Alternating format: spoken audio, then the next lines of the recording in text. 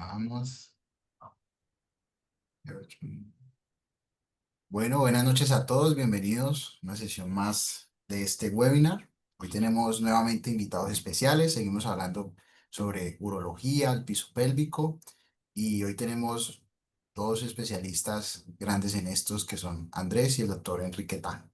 Bienvenidos, doctor, el escenario es de ustedes. Buenas noches, ¿cómo están todos ustedes? Como siempre, muchas gracias por asistir y estar acá en estos webinars. Hoy no estoy en ninguna de mis oficinas, me cogieron por fuera, pero porque estamos preparando cosas más chéveres todavía en la ciudad de Cartagena. Hoy tuve el placer de hacer una reunión interesante con el Hospital Universitario de Cartagena, así que pronto vamos a hacer rotaciones con pacientes reales en el hospital universitario. Si todo sale muy bien, voy a invitarlos a todos a que vengan y rotemos para poder hacer intervencionismo y ecografía en pacientes reales. Así como lo hemos desarrollado en Bogotá, también lo quiero hacer en la ciudad de Cartagena. Eh, Así que estamos acá.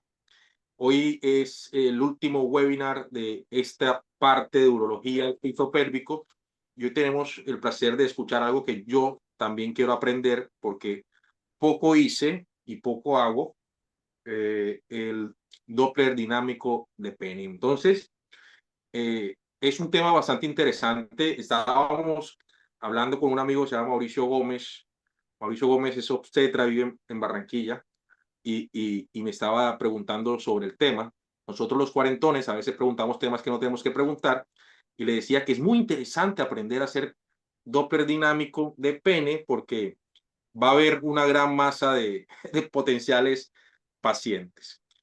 Este tema es bastante interesante porque vamos a hacer diagnóstico preciso.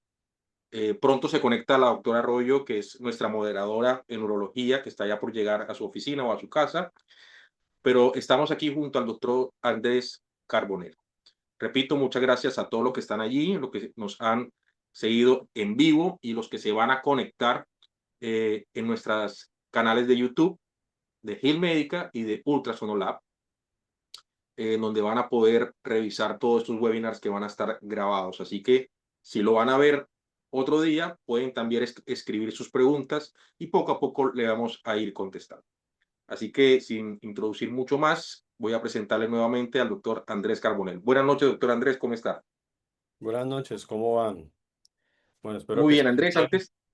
antes de empezar tu charla, quiero preguntarte, eh, tú eres colombiano, estudiaste en Argentina, acabas de regresar al país.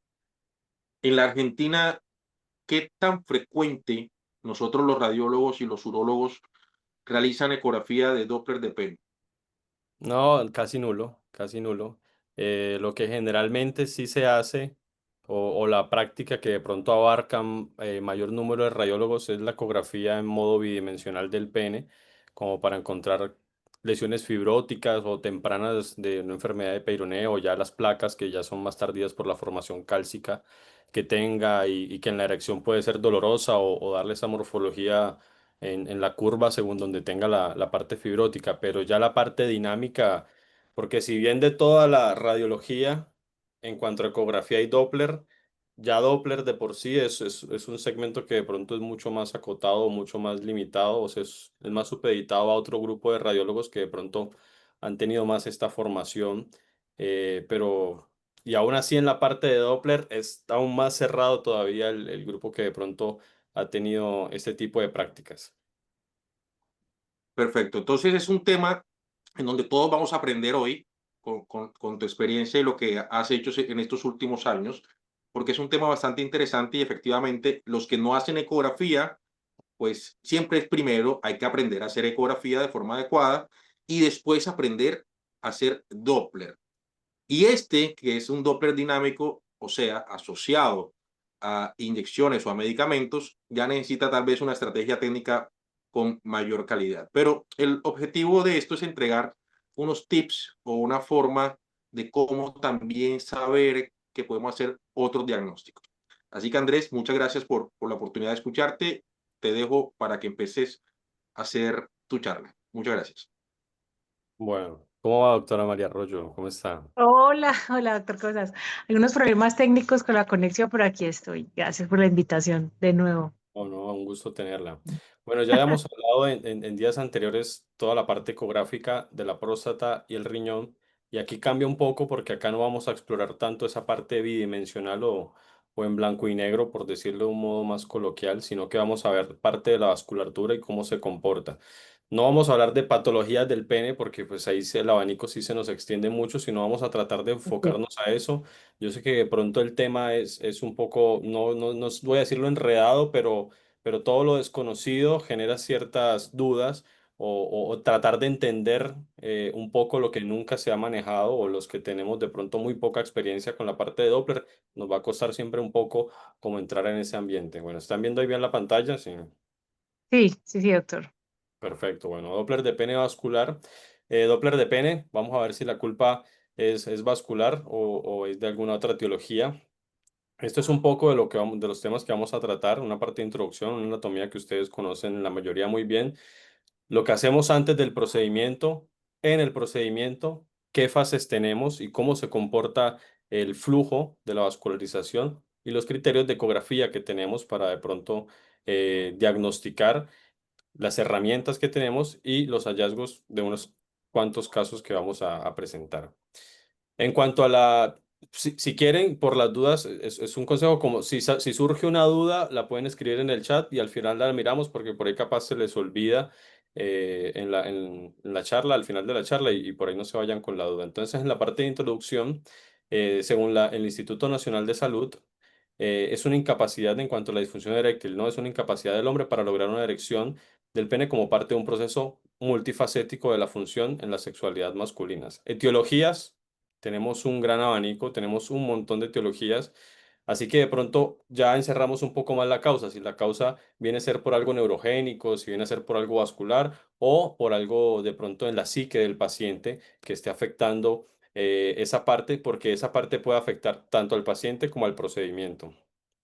En el recuento anatómico, al ser una estructura cilíndrica, la parte fálica, entonces podemos de pronto orientarnos un poco más por la parte dorsal y por la parte ventral, donde ya sabemos que vamos a tener fascias superficiales de Dartos, fascias profundas de Buck y la túnica albugínea que va a estar recubriendo los cuerpos esponjosos con lo que nos interesa a nosotros, una arteria cavernosa principal, una arteria ya sea derecha e izquierda que van a venir mucho más atrás de las ramas de la parte de las arterias ilíacas internas y para el drenaje dos venas principales que van a ser la superficial dorsal o la profunda dorsal.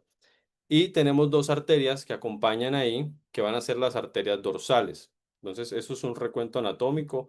Eso lo podemos ver si tenemos la parte dorsal arriba, si tenemos la parte ventral por donde vamos a encarar, encontraríamos la uretra, ¿ya? La uretra, con el cuerpo esponjoso que va alrededor recubriendo. Entonces, esto es si tuviésemos el pene, porque el pene lo vamos a evaluar tanto, por así decirlo, apuntándolo a la parte caudal o a la parte de los pies, o lo vamos a explorar también en la parte cefálica. Y eso nos cambia, obviamente, la exploración durante la imagen. Por ejemplo, en este caso de la ecografía, tenemos un corte longitudinal, un corte axial, donde aquí, por así decirlo, estaríamos explorando. La parte dorsal está acá, o sea que muy probablemente el transductor lineal, porque vamos a usar un transductor lineal donde se está explorando, está sobre la parte ventral, porque acá tenemos la parte esponjosa en el centro de la uretra y aquí estarían los cuerpos cavernosos cubiertos por la túnica albuginea, una túnica que está un poco más gruesecita por fuera y que recubre hasta la uretra con la fascia de Buck y la de Dartos que es mucho más delgada y superficial. O sea que tenemos dos formas de explorar en modo bidimensional. Aquí todavía no hemos adentrado en la parte del Doppler.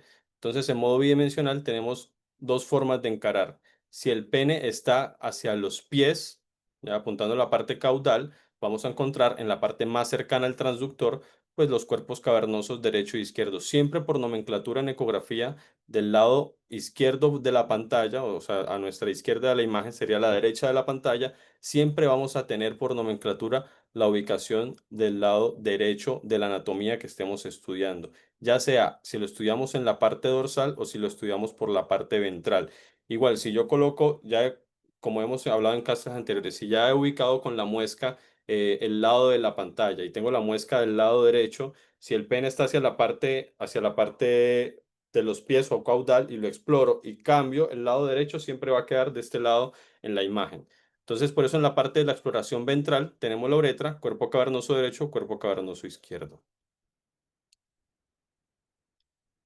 Entonces, como recuento, viene la parte de la arteria pudenda interna, que viene rama de ramas anteriores de las ilíacas internas, y despliega tanto la rama dorsal del pene como las dos arterias cavernosas que van a tener sus ramas helicinas dentro de los cuerpos, y la parte de la arteria vulvoreteral. Y la parte venosa que se va a drenar tanto por la vena superficial como por la vena profunda que van a estar en la región dorsal del pene. Si esto lo llevamos a un corte axial y de un solo lado, tendríamos entonces esta visión, ¿ya?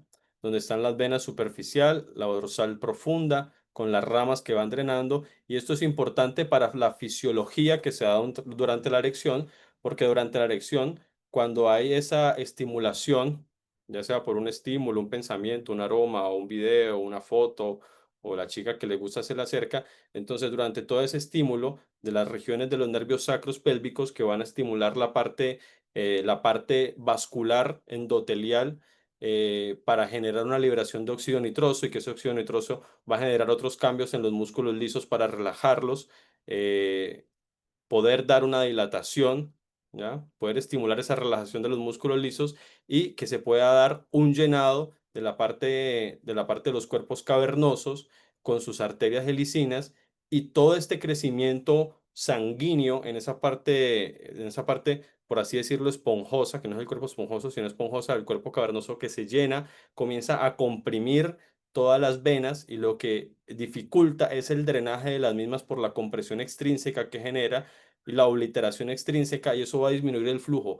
¿Esto por qué es importante? Porque durante las fases del Doppler vamos a ver repercusión hemodinámica de esos cambios fisiológicos de la erección durante las diferentes fases. O sea que no vamos a encontrar un mismo flujo o un mismo comportamiento vascular en las partes de flacidez como en las partes de tumescencia, como mucho menos en las partes de rigidez del pene. Hasta ahí, ¿cómo vamos? Muy bien, Bien, muy bien. doctor, Bien, sí. bueno. Acá tenemos, es una representación de una imagen en Doppler, solamente para explicarles algo técnico del Doppler. El Doppler lo que mira es movimiento, no es que detecte sangre o no sangre, detecta movimiento, como lo vimos en la clase de la parte de riñones, de la hidronefrosis, se puede ver el jet ureteral que es movimiento de orina. Entonces el Doppler solamente nos captura movimiento. Si toda la parte anatómica del cuerpo cavernoso está quieto, pues no va a tener un movimiento. Si el paciente está hablando, gritando y más cosas cercanas al cuello, todo ese movimiento de la vibración del tejido nos genera un artefacto, o sea que el Doppler captura movimiento. La otra es que el Doppler captura el movimiento si se acerca o si se aleja del transductor. ¿Eso por qué es interesante y por qué es importante? Porque nosotros lo que vamos a evaluar son velocidades de pico sistólico. Y si la técnica del Doppler está mal hecha, las velocidades de pico sistólico nos van a dar muy bajas o muy por encima y nos va a dar obviamente un resultado que va a ser negativo, ya sea un falso negativo o positivo según como tengan la orientación. Entonces, en las técnicas del Doppler, si anatómicamente un vaso viene en esta dirección, yo tengo que ubicar el cajón en esta dirección. O sea, si tengo un vaso que tiene esta dirección, tengo que ubicar el cajón que viene a 0 grados y oblicuarlo en la dirección del vaso anatómica. Y cuando coloque el pulsado, obviamente el sample volume, que es esta muesca de aquí entre las dos líneas, que es el volumen de muestra, tengo que achicarlo para tener volúmenes más exactos de las velocidades y lo que está en el medio, que es esa línea del pulsado de la angulación, sí o sí tiene que ser por debajo de 60 grados. Está mal tomado, tanto que esté un STIR o un cajón en contra de la vascularización o que el pulsado y el ángulo del pulsado esté por arriba de los 60 grados, sí o sí. Entonces, así nos toque de pronto hacer o licuar el transductor o algo, pero sí o sí deben estar esos parámetros. El cajón en orientación del vaso, si el vaso va para allá, en esa orientación. Si el vaso iba del otro lado, en esa orientación. Y lo otro técnico que vamos a colocar es que la dirección del Doppler, los colores, no es por identificación anatómica vascular, sino es por la dirección. Uno puede cambiar en el equipo si la dirección se acerca o se aleja, porque al lado, ya les voy a mostrar más adelante, al lado de los cajones del Doppler van a tener un cuadrito donde dice azul o rojo. Ese azul o rojo lo pueden invertir y el azul, cuando queda arriba cerca del transductor, es lo que se acerque y el rojo lo que se aleje. ¿Esto por qué? Porque para nomenclatura de la radiología, siempre la parte arterial tiene que estar en positivo y la parte venosa siempre en negativo. Cuando hacemos un Doppler, por ejemplo, de insuficiencia, siempre la parte venosa va por debajo del flujo normal y es patológico un reflujo en insuficiencia que se demore por arriba o en la varicocele, en la parte de urología, ya que estamos. Siempre se valora la parte venosa por debajo de la línea de base y solamente es patológico cuando el reflujo se mantiene por arriba de la línea de base. Entonces aquí tenemos un corte axial. Si se enreda mucho esa parte del Doppler, acumulan las preguntas y tratamos de resolverlas. Entonces siempre en la parte vascular del Doppler tiene que tener estos parámetros. Esto es un corte axial en modo bidimensional o una ecografía tradicional en blanco y negro, donde va a estar dibujada el septo de la túnica albuginea. Aquí en esta parte intercavernosa septal casi que vamos a encontrar obviamente en pacientes con enfermedad de Peyronie parte de las placas, aunque se pueden dar en otros segmentos también.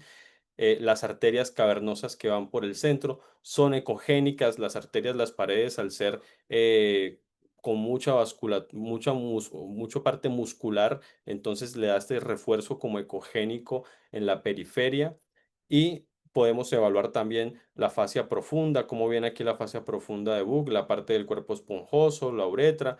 Entonces se puede evaluar muy bien el pene, se puede evaluar la parte anatómica muy bien por ecografía.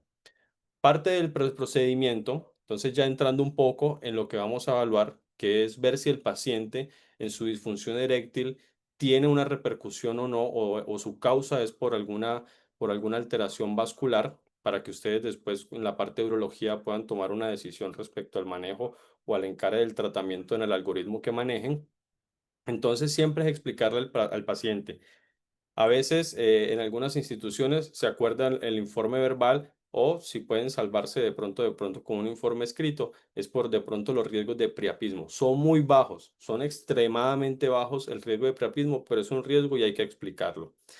Entonces, usamos un transductor lineal, sí o sí, para la exploración de los tejidos blandos que estén más cercano al transductor y tener una mejor definición. O sea, no vamos a usar un convexo porque nos va a dar una alteración anatómica y de pronto no vamos a perder muchos detalles que nos puede aportar en el lineal. Idealmente esto, no importa si tienen uno de 15, pero idealmente siempre que sea lineal van a poder valorar muy bien la anatomía. Y en cuanto a la exploración del pene, lo vamos a hablar tanto en manera longitudinal como en transversa, buscando placas, lesiones. ¿Por qué?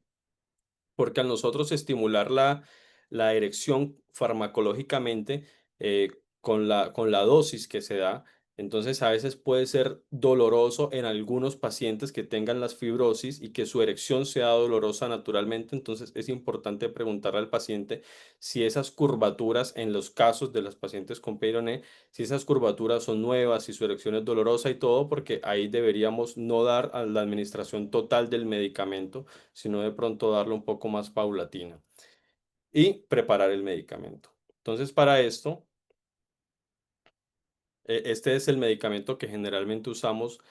Si bien hay otros medicamentos del alprostadil, la verdad es que en la experiencia, de pronto otros médicos, no sé si acá hay alguno que haga Doppler de pene, pero al traer el medicamento, los otros medicamentos a veces los han traído en cajitas, en neveritas, con frío, ese medicamento frío, inyectarlo se hace mucho más tedioso para el paciente. No en mi experiencia personal, pero he tenido colegas que de pronto han tenido erecciones en sus pacientes, han tenido erecciones dolorosas. Entonces, por experiencia, de pronto ha sido un poco más, por así decirlo, menos nocivo la administración con este medicamento, ya con el Caberjet. Esto es lo que trae la caja del alprostadil de la marca Caberjet de Pfizer con 20 microgramos. Viene una jeringa con un prellenado de solución, viene el frasco con el polvo para el medicamento para mezclar y dos agujas, una aguja que va a ser para mezclar y sí o sí la más delgadita y chiquitita, casi que de 30G, o agujas de insulina pueden usar porque pues obviamente al hacer una inyección queremos que sea de pronto lo menos molesto para el paciente también esa parte.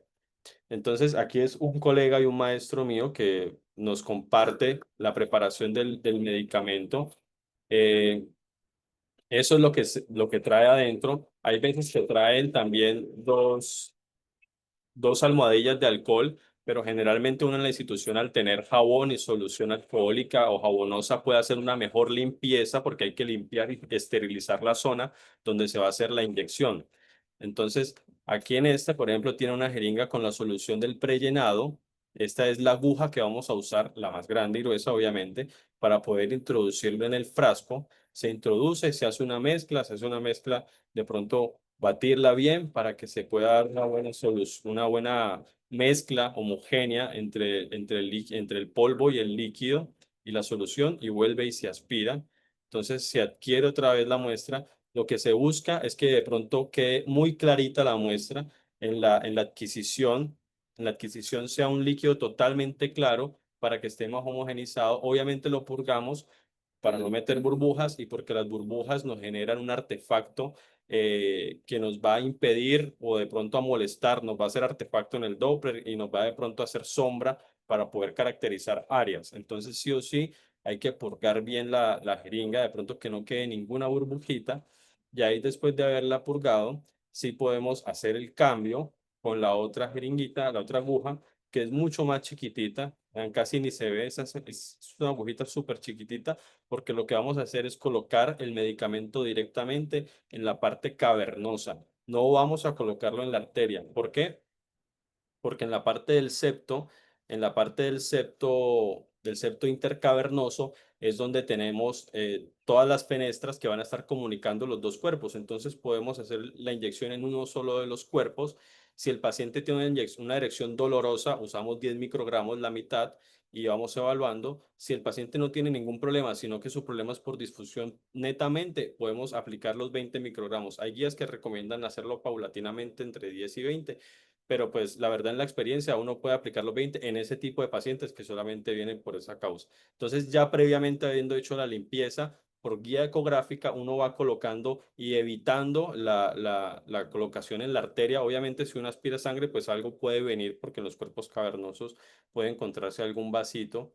Entonces, lo que se hace es la colocación del medicamento, por ejemplo, en la zona cavernosa y eso ya se va repartiendo por las arterias helicinas entre las dos. Buscamos hacerlo en la base porque también en la base del pene es donde vamos a estudiar el flujo, que es donde las arterias tienen un mejor calibre para estudiarlo y es la que nos va a dar la información de ahí en adelante hacia distal cómo se va a comportar. Entonces, por eso lo aplicamos cerca de la base y lo estudiamos cerca de la base también.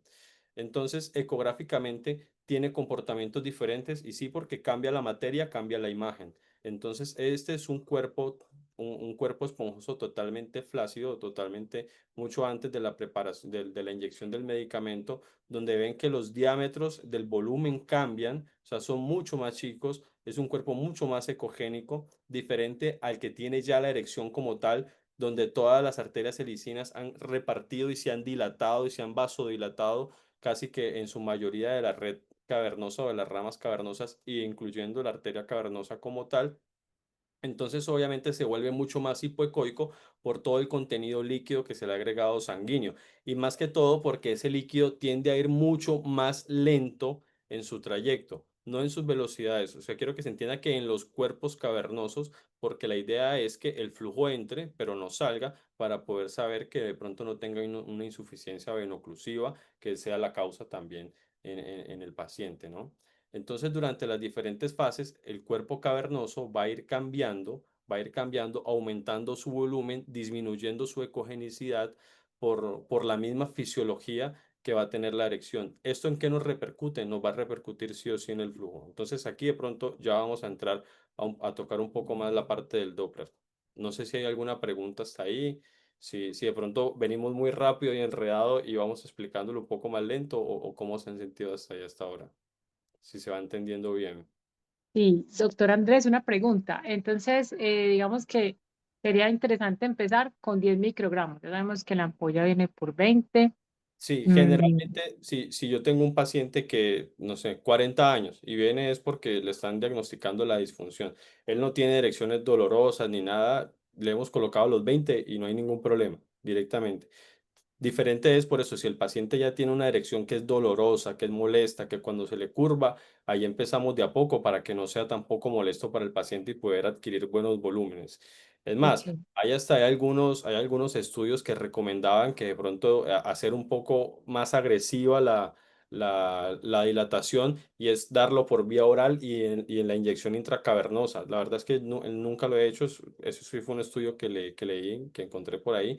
Pero sí, obviamente, sí o sí, es como para estimular, sí o sí. Hay otros centros que hasta recomiendan, en algunas guías recomiendan que el paciente vaya a un cuarto y de pronto tener algunas revistas ahí para que se pueda estimular un poco y profundizar esta erección. Pero la verdad es que con los 20 microgramos casi siempre hay buenas erecciones, o sea, hay buenas erecciones para poder hacer el estudio y poder hacer el diagnóstico en el paciente, pero el Caberget sí es dosis dependiente para la erección y no solamente eso, sino que de pronto si el paciente, hay de pronto estudios que han demostrado con los pacientes jóvenes que a veces el paciente joven se siente de pronto como inseguro, con ansiedad y eso repercute en la parte de la erección, porque toda esa parte de la ansiedad y todo disminuye de pronto la efectividad del medicamento y hasta de pronto el paciente no tiene ninguna patología y va a haber uno y le sale hasta patológico el hallazgo del Doppler, pero la ansiedad juega un punto en eso. Obviamente hay causas de disfunción eréctil directamente por la parte de la psique del paciente. claro. ¿Y qué opinas, doctor? Por ahí había alguien que estaba escribiendo en el chat, dar Cialis 30 minutos antes. Sí, Alguien por por eso ahí. hay veces que estimulan o con sildenafil o con algunos otros medicamentos estimular la erección. Creo que no está mal, habría que probarlo, pero creo que no está mal porque lo que queremos saber es si realmente con el buen llenado y profundizando ese buen llenado se pueda estudiar la parte arterial. Entonces no estaría mal si alguien quiere de pronto armar en su protocolo, dar o profundizar esta erección con la suma de medicamentos por vía oral y por vía intracavernosa. Entonces, en las primeras fases donde el pene va a estar flácido, ¿ya? En su estado flácido, las arterias no tienen velocidades altas, no tienen velocidades altas. Aquí todavía no se ha dado una relajación por la parte del músculo liso, entonces su resistencia va a ser mayor. Aquí tengo un pico sistólico donde la diástole llega a cero directamente. Entonces es un flujo que entra y que muy lentamente se va a ir esparciendo o disipando hacia la parte venosa y que la parte venosa lo va a ir drenando. Ya de pronto cuando ya el pene empieza en una tumescencia, que de pronto ya empiezan esas primeras fases hacia la erección rígida, entonces sí o sí vamos a encontrar un flujo parecido a esto. Voy a explicar los flujos. Aquí tenemos este va a ser la parte de las velocidades. Esto se mide en tiempo. Entonces vean que aquí las velocidades en centímetros por segundo están por debajo de 10. Aquí tenemos un paciente, no sé el tiempo en que lo tomaron para este gráfico, pero tenemos un paciente que ya tiene por velocidades arriba de 50, ¿ya? Tiene unas muy buenas velocidades, capaz las haya alcanzado a los 5 minutos, pero tenemos una diástole que generalmente para de pronto uno hablar de que adelante se está fugando, tiene que estar por debajo de 5. ¿Por qué digo adelante? Porque en la zona donde yo mide el Doppler me va a dar información de donde yo estoy midiendo y del tejido que estoy entregando arterialmente. Entonces, en este caso, por ejemplo, es porque no hay una gran resistencia a la entrada durante la diástole cardíaca, durante la diástole vascular, entonces no hay alguien oponiéndose a que el flujo entre, ¿ya? Como se está llenando, es como si yo estuviese inflando el globo, las paredes del globo no van a poner resistencia cuando yo esté empezando a inflarlo. Diferente fuese si en las fases ya más adelante, cuando ya el llenado y esos cuerpos cavernosos han tenido las dilataciones arteriales, han empezado esa compresión venosa extrínseca, entonces ya las diástoles les va a costar asomarse, porque ya hay una resistencia a que en el flujo diastólico, que generalmente es de mucha menor presión, ya comience a entregar sangre. O sea, esto quiere decir que aquí todavía está entrando sangre hacia la parte distal. Y aquí quiere decir que ya hay una oposición a que entre más sangre y que solamente durante la sístole es donde entra ese llenado y se va dando una fase de rigidez, ¿ya? Empezando ya después a esa fase rígida, pero no en su totalidad, pero que de pronto puede ser un pene que puede todavía lograr una penetración.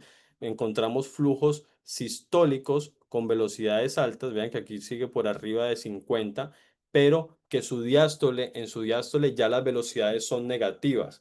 O sea, que hay tanta resistencia y que hay un buen funcionamiento veno-oclusivo que el flujo en la diástole se está regresando. Entonces aquí la resistencia ya termina siendo alta en el tejido distal que yo estoy entregando. O sea que ahí hay una buena función venoclusiva, o sea que ahí los cuerpos cavernosos están haciendo un buen llenado y la venoclusión se está dando de manera adecuada. Y ya de pronto en rigidez total directamente, a veces podemos directamente no ver la diástole porque solamente durante el ciclo cardíaco de la entregada de la sístole es donde se fuerza esa entrega para poder hacer el llenado del pene.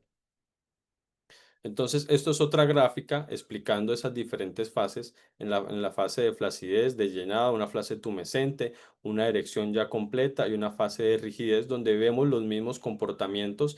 En esta fase de flacidez, lo que explicábamos, tenemos un pene que no está erecto, que es preprocedimiento, donde tiene unas velocidades de pico sistólico muy bajitas y que de pronto son mucho más largos. Esto es por tiempo, por segundos generalmente. Entonces, acá tenemos una velocidad que asciende y es mucho más lento el ascenso, diferente a estas fases. Ves que estas fases el flujo directamente entra porque eso también es predictor para la patología del paciente, cuando los flujos son muy tardíos en llegar a ese pico sistólico.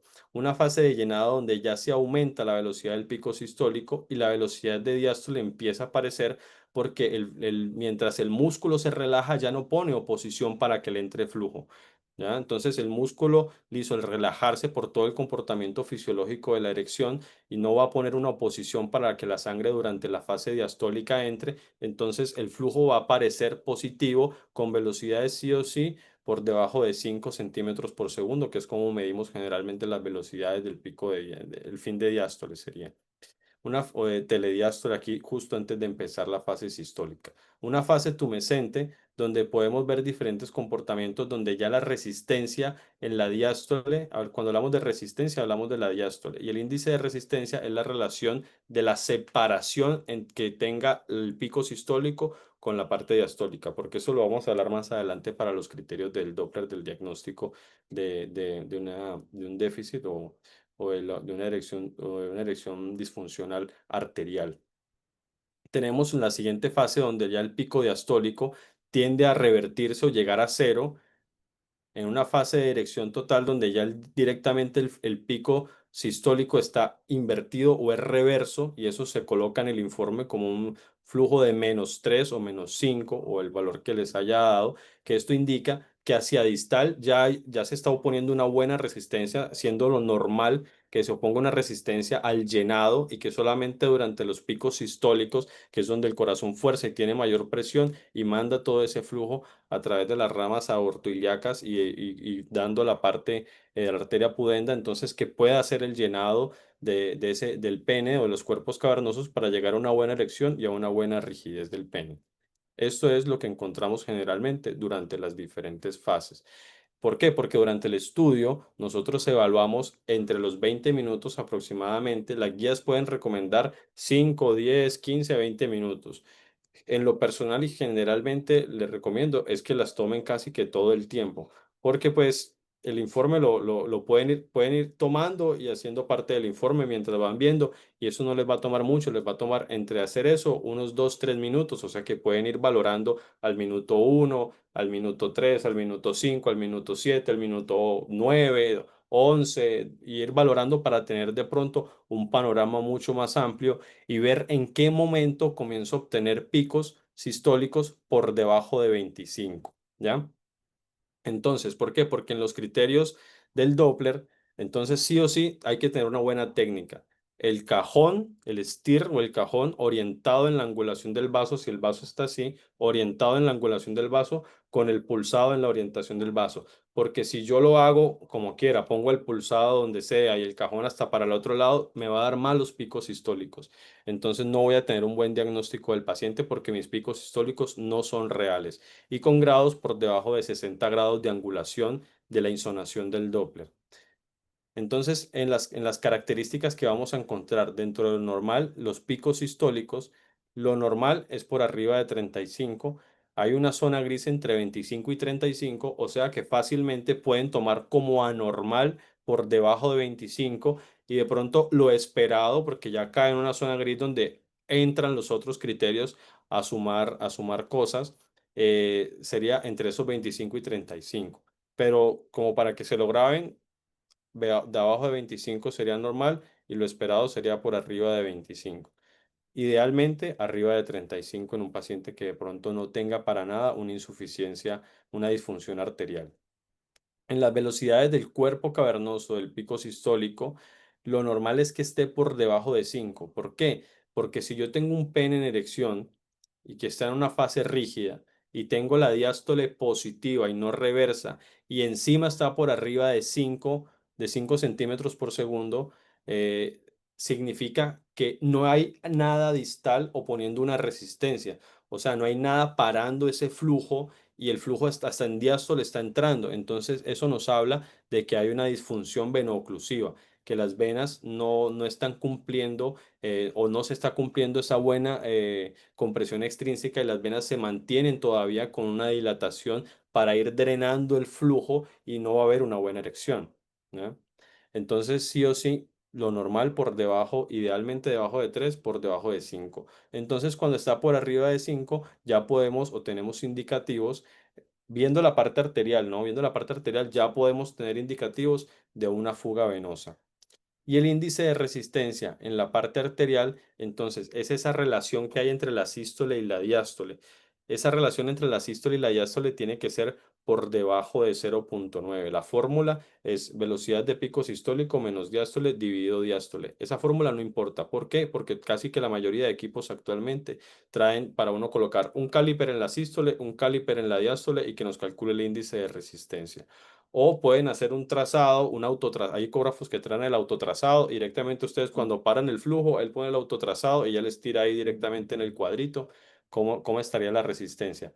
Pero para entender esta resistencia, entonces, lo mismo, cuando hay una diástole que está mucho más alta, un fin de diástole que está mucho más alta, pues se está acercando mucho más a la parte del pico sistólico. Y cuando se acerca mucho más a la parte del pico sistólico, pues no va a haber una gran diferencia. Y cuando no hay esa gran diferencia y está por debajo de 0,75, ese índice de resistencia muy probablemente distal es porque no nos están haciendo una resistencia y un stop para la entrada de sangre porque se está fugando.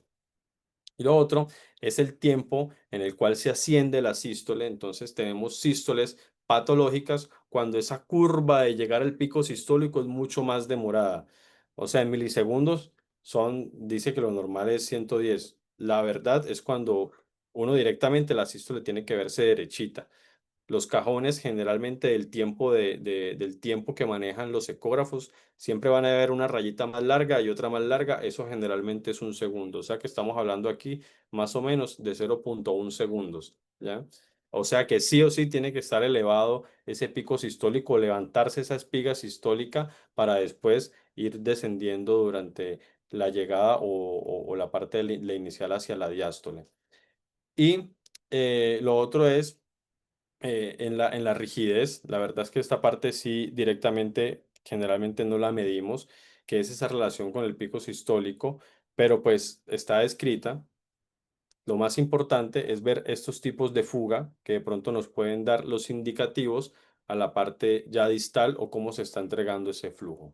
Antes del procedimiento medimos la calidad el calibre que tengan esas arterias cavernosas, porque las arterias cavernosas sí o sí tienen que estar por debajo de 5 o 3 más o menos y saber si se está dando una dilatación, medimos por dentro de la pared arterial, por dentro de la pared arterial para poder ver ese calibre. Y ese calibre generalmente se va a aumentar más del 60%, o sea que por ahí podemos tener en erección, medir también el calibre, o sea, más allá en esos lapsos donde tomamos el flujo, ir también al modo bidimensional o el modo tradicional en blanco y negro e ir midiendo los calibres que ha tenido esa arteria, las dos arterias, porque vamos a medir las dos arterias en los diferentes tiempos para poder tener una relación, porque si hay un desfase, por ejemplo, del pico sistólico de una arteria con otra, por más que las dos, por ejemplo, tengo una arteria en 25 y tengo otra arteria en 45 de pico sistólico, la izquierda en 45 y la derecha en 25,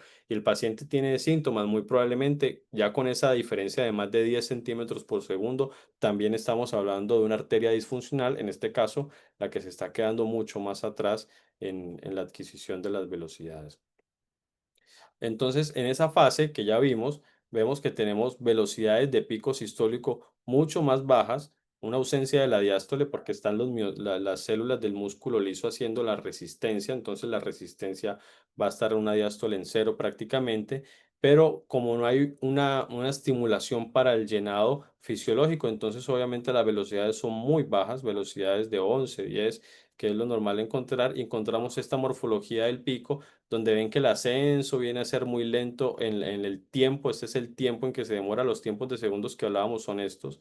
Generalmente de aquí a acá suele haber un segundo, y lo que sí podemos cambiar con la escala es esto, y lo que les hablaba del color es esta barrita. Con esta barrita lo que estamos viendo es que todo lo que se acerque es en rojo. Aquí, como los vasos están mucho más chiquitos, a veces al Doppler, al cajón, le cuesta adquirir, pero vean que tenemos un vaso que viene en esta dirección, con un pulsado en esa dirección, con un cajón en esa dirección. Entonces ahí tenemos una buena adquisición de un pico sistólico. Y si tuviésemos color, veríamos esto en rojo, y por ejemplo, si más adelante el vaso hace una curvatura hacia abajo, la veríamos en azul, porque en azul es todo lo que se aleja del transductor y en rojo todo lo que se acerca al transductor. O sea que si en el mismo cajón, por poner un ejemplo, se ve una vena y una arteria, la arteria se vería en rojo porque va para ese lado, va hacia la parte del glande del pene, y la vena que vendría drenando iría en azul porque va en otra dirección hacia el otro lado. ¿Se entiende un poco? O sea, el mismo vaso, si tiene una curvatura, una parte que sube y una parte que baja, pues como el flujo que baja se va a estar alejando, podemos verlo en azul también. O teniendo vasos paralelos, según la dirección del flujo, vamos a tenerlo en azul o en rojo. Y esto lo podemos invertir para la nomenclatura. Si invertimos esto, muy probablemente el pulsado se nos invierta y vamos a estar explorando flujos negativos que estarían mal tomados en la técnica del Doppler. Entonces aquí ya tenemos algunos casos. En este caso tenemos de este lado izquierdo una arteria que aún está presentando diástoles, y que sus diástoles son de 3, son debajo de 5. Hasta ahí por ahora no hemos hablado de nada patológico, pero sus picos sistólicos son de 20 en la izquierda. Y cuando medimos la derecha, ya de por sí tiene una relación entre picos sistólicos mucho más alta, o sea, es de 65, y sí tenemos algunos signos de fuga que de pronto ya los podemos ver, aunque la velocidad de pico sistólico es normal. Tenemos una fin de diástole, en diástole velocity, o sea, una velocidad de fin de diástole de 12 que está por arriba de los 5, y cuando se va a explorar la vena dorsal se encuentra con unas velocidades aproximadamente de 20. Las velocidades de la vena también tienen que ser por debajo de 5 en esa fuga. Entonces tenemos de 20, o sea que el flujo que está entrando está saliendo mucho más alto. Hay una alteración venoclusiva por los criterios de diástole, por los criterios de la vena, y hay una disfunción arterial por la insuficiencia que tiene el pico sistólico para alcanzar los valores por arriba de 25. En este caso, para de pronto corregir o criticar, no está mal a veces tomar el cajón en cero porque está bien angulado el pulsado. Ideal sería de pronto para ver mejor todo el vaso, porque de pronto no vemos las zonas donde más altas tengan las velocidades, sería adecuar mejor el cajón. Pero igual, si lo llegan a tomar con un cajón así en 0 grados, pero el pulsado está muy bien angulado en ese tipo de vasos, está bien tomado. No hay nada que criticarle ahí. Aquí si ven que de pronto anguló un poco más el cajón en la orientación del vaso que viene de arriba para abajo, o sea, en esta dirección, y está tomando el flujo venoso con el recuadro en azul. Por eso se ve en azul el flujo que va saliendo, y se representa por nomenclatura sí o sí el flujo venoso por debajo de la línea de base. Aquí tenemos entonces una disfunción eréctil por causa mixta. Hay una insuficiencia arterial del lado izquierdo, una deficiencia arterial del lado izquierdo y una deficiencia veno-oclusiva también. Acá tenemos otro caso donde tenemos un paciente que en la arteria cavernosa derecha está con unos picos, vea, velocidad máxima 12 centímetros por segundo, muy por debajo de los 25 alcanzados. Acá vemos que sí son los 12, esto es 10, 11, y más o menos está llegando a los 12, y presenta una diástole que por sí ya viene a ser una fin de diástole normal, pero porque ya los flujos son muy insuficientes, con un ascenso de pico sistólico que se viene demorando para poder llegar, y vea que no llega, aunque su índice de resistencia y aún así su índice de resistencia también está por debajo de 0,9. O sea, ese índice de resistencia, la relación entre la sístole y la diástole se viene acercando mucho más porque no hay nadie que le dé una alta resistencia frenando allá adelante, o sea, frenando en el drenaje. Entonces, muy probablemente también hablemos de un paciente con una patología mixta, con una patología mixta vascular, tanto arterial como venosa.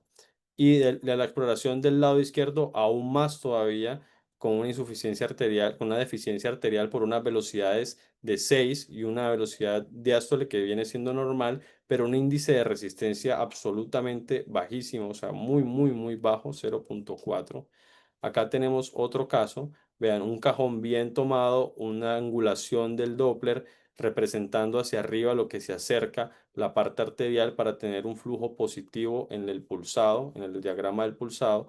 Entonces acá tenemos los mismos parámetros para tomar, o sea que tenemos una velocidad fiable y tenemos una velocidad máxima arterial de 44, que es normal, pero ya hay una relación entre el pico sistólico del lado izquierdo con el derecho por más de 10 y tenemos una velocidad de fin de diástole de 16, o sea que muy probablemente también estemos hablando de un paciente con una patología mixta por la alteración de la disfunción arterial que tiene el lado izquierdo y por la parte veno-oclusiva que está dejando escapar ese flujo.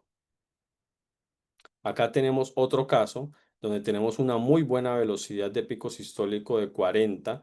De pronto ya vemos que el ascenso sistólico se viene demorando, pero hace falta ver la diástole para ya saber que tenemos una diástole de 13, un flujo telediastólico. Justo aquí antes de que empiece la sístole, estamos viendo que tiene 13, que es muy bajo, y un índice de resistencia por debajo de los 0,75. Entonces ahí ya nos llenan dos criterios para de pronto decir, no tiene una deficiencia arterial derecha, pero sí tiene alguna alteración o disfunción venosa por los otros flujos.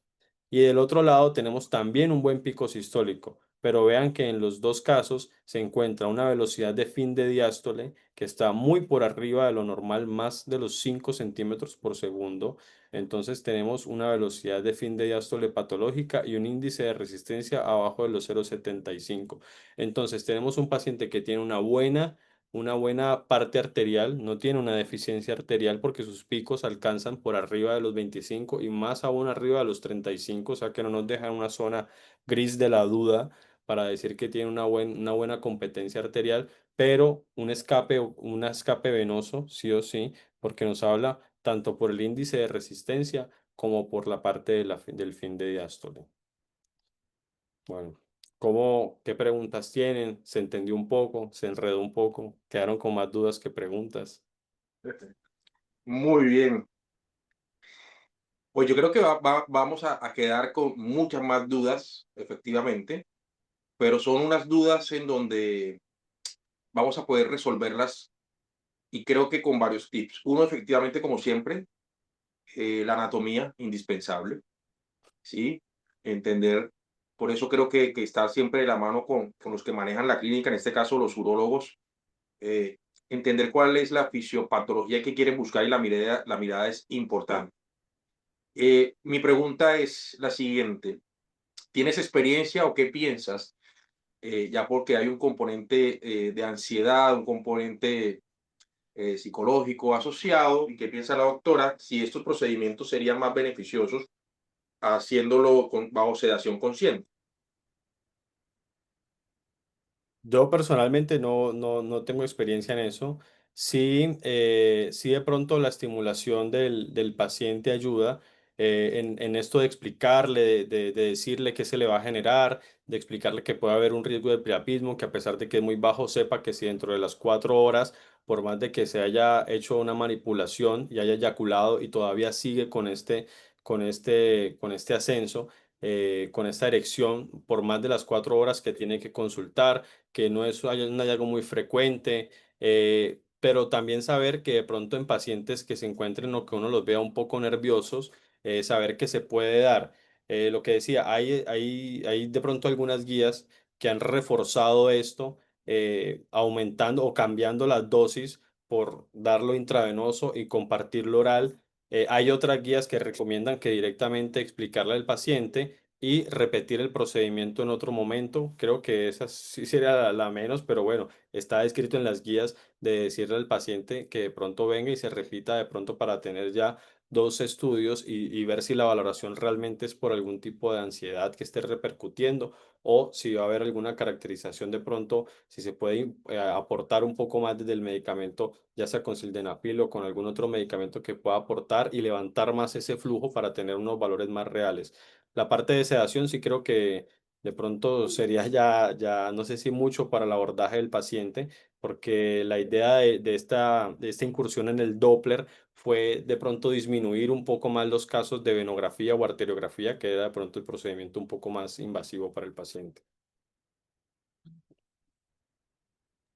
De acuerdo, la sedación realmente no está como dentro de las mejores opciones para los pacientes. Estoy de acuerdo con el doctor Carbonell. De pronto hay alguien que envió el tip del talafilo que me parece muy interesante porque em, en el hospital donde yo trabajo, en algunos pacientes se puede complementar con el talafilo, ¿sí? Que puede ayudar mucho, se hace más cómodo para el paciente. Con relación al priapismo puede ser un poquito mejor o menor el riesgo a minorarlo, ¿cierto? Y puede facilitar un poco más las cosas. También el tema de privacidad con los estudios también es importante y sobre todo lo que decía el doctor Carbonell, explicarle muy bien cuál es la motivación para el estudio, ¿sí? Eso sucede más en pacientes jóvenes. Los pacientes cuando ya se es más viejo hay un poquito más de tranquilidad en los estudios, pareciera contradictorio.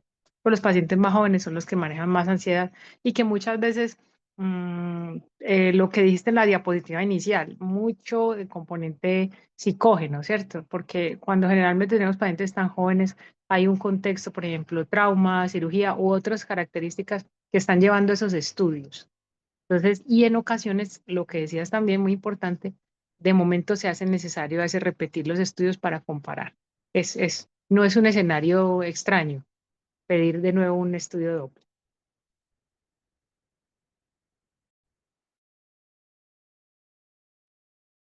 Perfecto.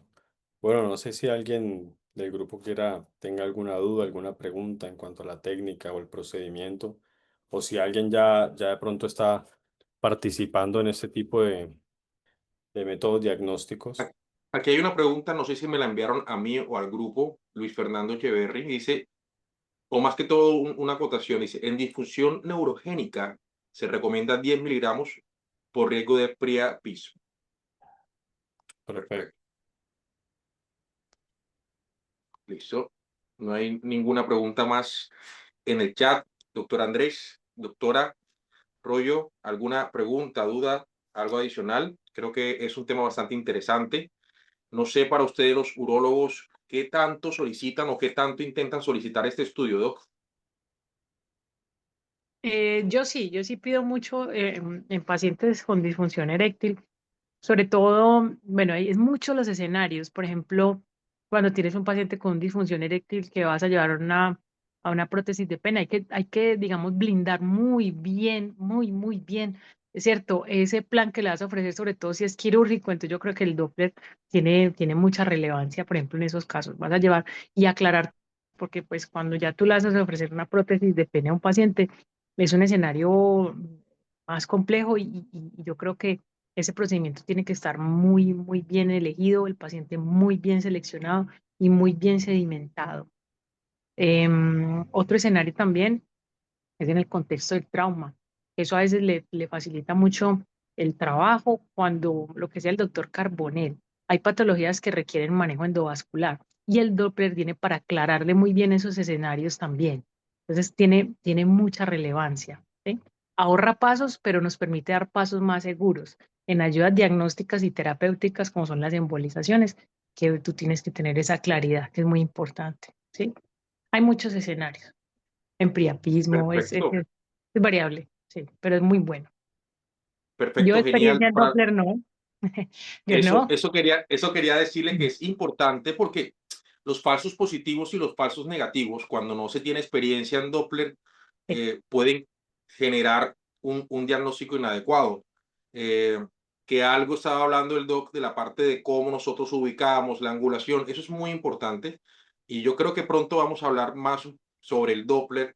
Para los que ya hagan un poco más de ecografía, quiero ver cómo empezamos a hablar un poco más de este tema de Doppler, porque evidentemente cuando ya tú haces ecografía y quieres realmente hacer unos diagnósticos más precisos con temas vasculares como este, tenemos que tener muy claro la técnica Doppler, porque si no, hay un sesgo ahí importante. ¿Qué dice, doctor Carbonell, sobre eso? Perdón, hay una anotación. Importantísimo lo que dijo el doctor Carbonell. Tú no puedes hacer eso con un transductor convexo, eso es lineal, ahí no, sin improvisación. Entonces es muy importante, ¿cierto? Esa información es clara y eso hace parte de los estudios de calidad. Entonces, si no se tiene, pues es mejor que no improvise. Es más, se adquieren mejor la parte de angulación vascular y por eso casi que todos los estudios de Doppler los abordamos con el lineal, a menos de que por alguna situación sea mucho más difícil encarar el lineal, por ejemplo, pacientes con una pierna de un diámetro de la pierna mucho más amplio que el transductor por su misma alta frecuencia no va a penetrar. Nos toca usar de pronto el abordaje del Doppler con el convexo, pero van a ser mucho más fiables las velocidades, el flujo y todo con un lineal. No sé si doctor Tan había preguntado también algo anteriormente. ¿Qué piensas tú sobre el tema que lo que está diciendo, estamos hablando ahorita, ¿no? La doctora, por ejemplo, solicita bastante este estudio eh, y es para ella importante en trauma, en lesiones o para tomar decisiones quirúrgicas este Doppler, pero es importante saber entonces la La técnica. técnica de realizar el Doppler, ¿no? Porque tenemos falsos positivos o falsos negativos, ¿no? Es más, si quieren, los que practiquen Doppler, si quieren algún día, ponen el cajón inversa por probar, ponen el cajón inversa, la angulación para cualquier lado y van a ver que la velocidad de pico sistólico es otra. Lo que puede que no cambie es el índice de resistencia porque es un índice de relación entre la sístole y la diástole.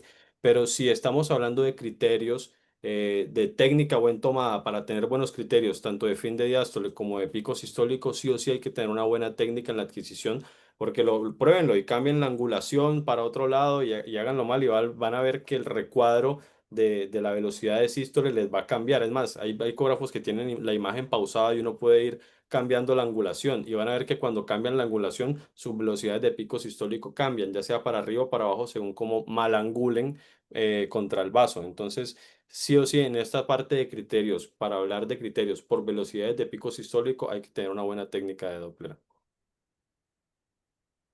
Perfecto, genial. Doctor Arroyo, ¿usted cree que sería interesante que hagamos estos talleres de anatomía ecográfica y de Doppler con pacientes reales pronto en Medellín? ¿Le gustaría? Claro, doctor, claro que sí.